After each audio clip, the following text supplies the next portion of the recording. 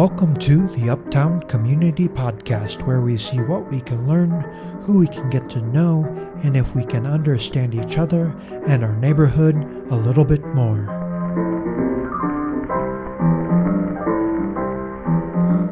You have a theme song?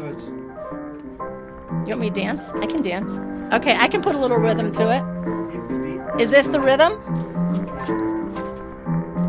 We make up a brilliant tapestry. By examining the various threads and aspects of our community, we can appreciate how each and every person contributes in their own unique way.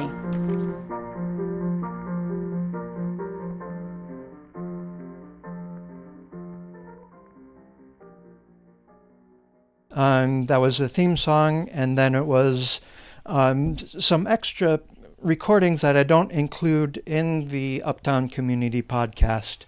But it's something I wanted to include today, and it's just a little 0.5 second clip. There's a natural joy that I hear when I hear it, and that happened to be there, and it makes me smile. Sorry if it embarrassed anybody else, but it's a snapshot of a moment, and that's part of what I want to talk about. Those moments represent an experience, but there are bigger ideas or emotions that are even purer as they're not planned. I get to capture those in the podcast, and it's a real joy to get to capture those moments. I'm able to do that because of People's Church, so thank you, beautiful people. It's not natural for me to say that. I don't say it every day, and it's good for me to practice, but it's not natural, and I can start my list of other shortcomings that I'm not naturally outgoing or naturally oozing charisma. All is to say, it's not natural I would be the host of a podcast. I've said I'm not the average shock jock. I've had brain cancer, my ears aren't very good, and I've struggled with learning disabilities. But I use enough conversational mechanisms to get at insight and have meaningful conversations. But it's still work for me to have these conversations. But the real joy comes at those moments of just natural, unplanned happiness. It's like a photograph, a snapshot that captures more than is actually being presented in that moment. There are underlying forces tapping into those emotions that aren't apparent in the snapshot or the picture themselves. At the same time, a snapshot might not address everything that is going on, but they still have this power to get ideas of pure humanity. The episode published yesterday was with Paul, a resident from Northside Housing, the shelter on the bottom of the Preston Bradley building. He can be outgoing, but is reserved in other matters. When I was helping the shelter get counted for the census, he didn't want to participate, but I saw him a month after that, and we recorded an episode. He's evasive about some questions, but then there's a moment when he's talking about his daughter, and he goes, "It's the best thing I did with my life, my little girl." And he chuckles, and it's really tender, and it's just joy, shows of vulnerability, and gets a care and love from someone who has this tough guy persona. So I stubbornly call it an educational podcast instead of an entertaining podcast. I hope it is entertaining and has moments of joy, care, and love, and inspires well-being. And that clip at the beginning is taken from an episode that talks about the blessings and miracles and appreciation and having gratitude for those blessings and miracles. That's recorded from Grace, and that's Grace's identity of being grateful and showing gratitude. But the unplanned part of the clip, that kind of teaches me a lesson too of not taking things too seriously. That has been my theme song since close to the beginning, but not everybody listening to the podcast or pays attention to the theme song, and that's totally fine. But that snapshot can show a moment to shift perspective, grasping a new idea. And that's something snapshots can show as well. I try to be topical in the podcasts. I published Episode with Grace at Christmas, where we celebrate miracles and blessings. And the other thing I do with the podcast is, based on the education, is drawn about Preston Bradley. Preston Bradley, for those who don't know, was the preacher and brought the People's Church to Uptown, and why he's included in the Uptown Community podcast. And I can learn a lot from him. He is a preacher at the church, and his sermons were recorded for broadcast, but he had a deal with a radio station, and he wrote very specific pieces that are about 5 minutes long. That radio station that's long gone now, it was mostly easy listening music and had some news and talk, and they'd announce in the morning and at night, and now with his message of inspiration, here's Preston Bradley. And then he'd do this 5-minute speech. And so I was listening to the first time I did that, I found that on the Illinois Digital Archives, where you can sift through those recordings of Preston Bradley and find about 30 of those short 5-minute inspirational messages. And that's what launched Susan, the previous pastor, into the idea for applying for a grant. So it's really those messages that kept me going at the beginning. And I try to keep those topical as well and see what's going on in the world. And most of those recordings, I think, were that Preston Bradley did. I think he was recording them around the Cold War and Vietnam War, the 60s and 70s. And so those inspirational messages made in an uncertain time. So it's kind of good to have those to listen to in our own uncertain time. And this year, 2021, after January 6th, I wasn't exactly sure what to do. I settled on an inspirational message about loss and victory. I think we did lose a lot that day. Confidence and part of our narrative that people listen to the truth and reason. Our First Amendment was violated when the president at the time told the crowd to go to the Capitol building after stoking the fire with what can only be described as lies. I said at service after that chaotic week, I said there was a snapshot, but not the snapshot at the beginning that warms my heart. There was a snapshot. It was different, so I didn't know how accurate that really was.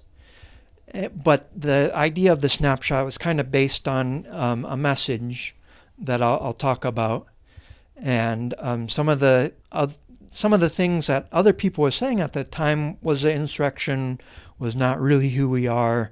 We need to show our children that's what America is.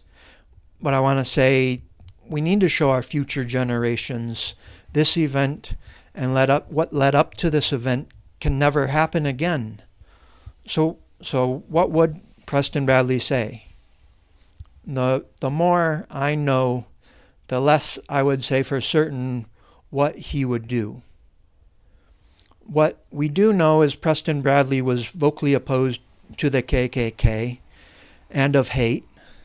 The actions that occurred on January 6th would be disgusting to Preston Bradley. I wonder if the humanity that Preston Bradley spent his life defending, would he see any of that in the crowd from January 6th?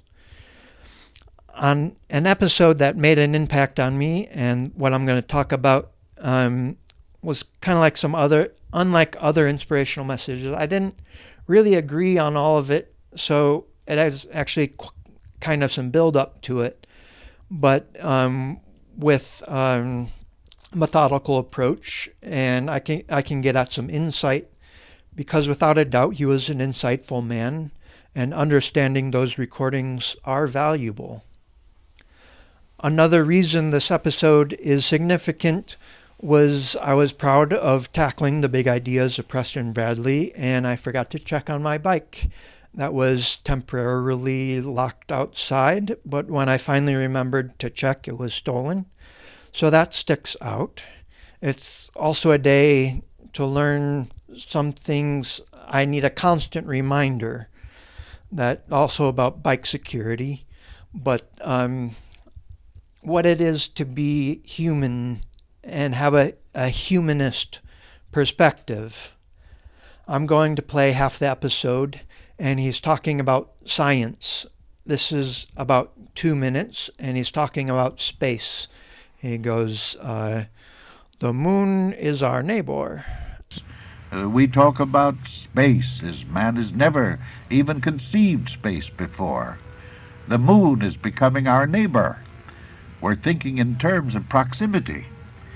And all this has got a tendency, in a way, to depersonalize man and the great impersonal universe which science envisages. Now, fortunately, such scientists as Jeans and Eddington and Millikan and others that I can mention are now refuting this cruel and inhuman conception, so that someday we may see the damage which this mechanistic point of view has done, and which most of us accept without very much protest. A few years ago, an English philosopher said to a group of scientists in London, and more philosophy is beginning to assert itself, both in science, in religion, in politics, everywhere.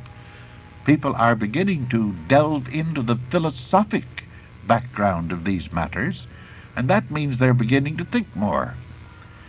You don't have to worry about anyone who really thinks. Most people only think they think. There's very little real thinking being done in the world anywhere.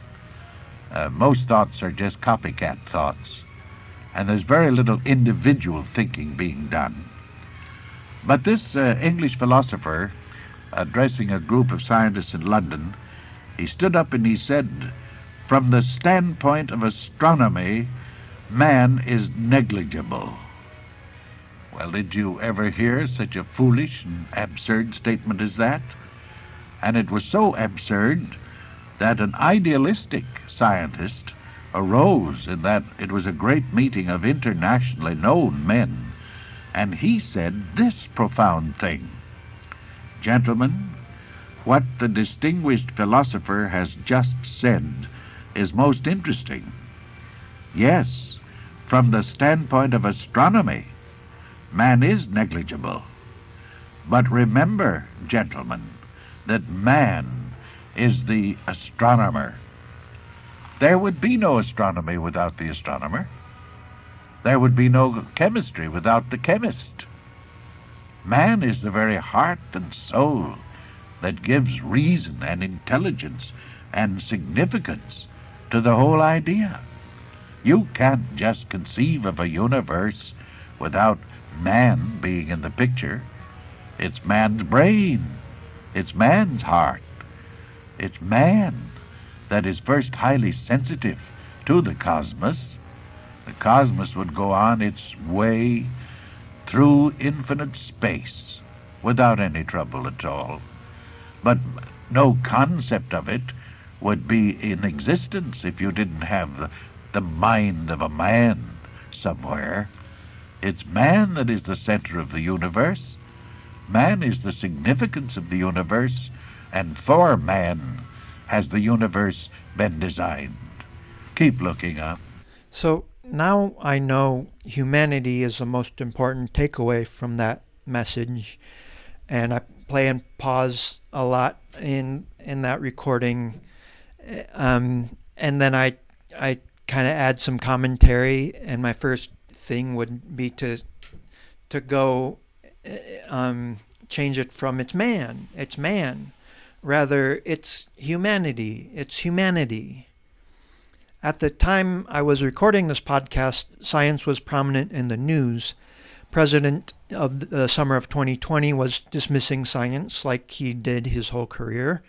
And so in the summer, I was in my little room. It was hot, and it didn't take for me to get annoyed. And I paused it after he quoted that scientist and said this standpoint of astronomy, man is negligible. And then Preston Bradley dismissed it, and he said, well, did you ever hear something so ridiculous? And I'm a big fan of science, and I didn't like that. But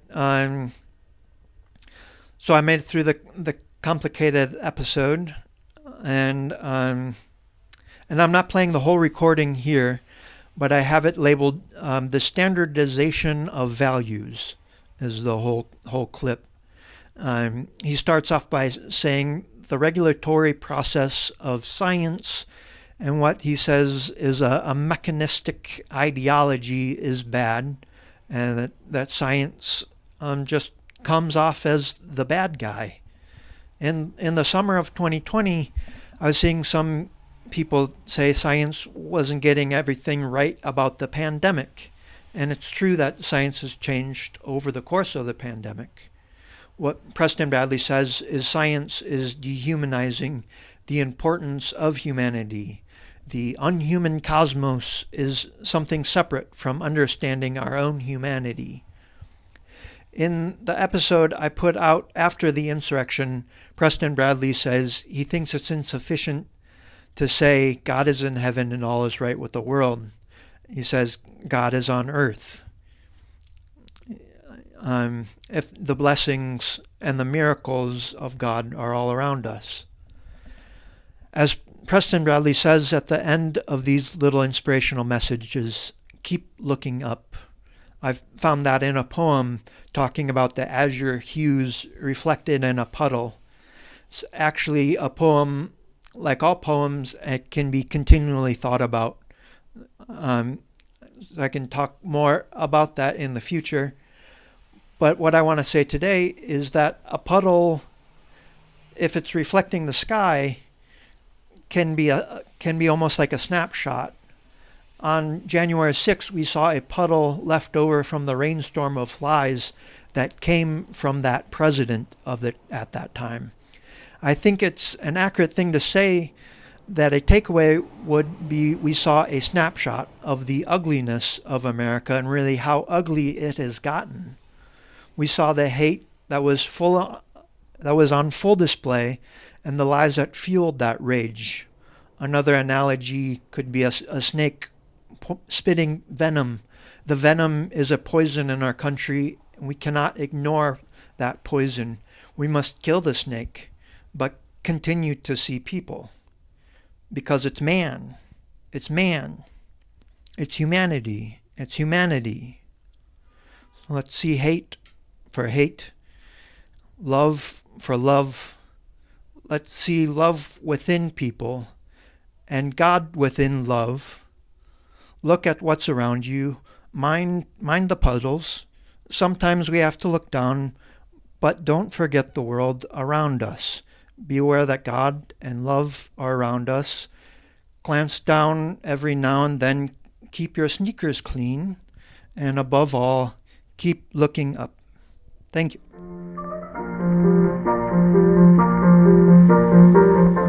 As a project of People's Church, the Uptown Community Podcast celebrates creativity, love, and humanity. The Uptown Community Podcast is supported with a grant from the Unitarian Universalist Funding Program. If you would like to be a friend of the show, support People's Church at peopleschurchchicago.org and click the Give page.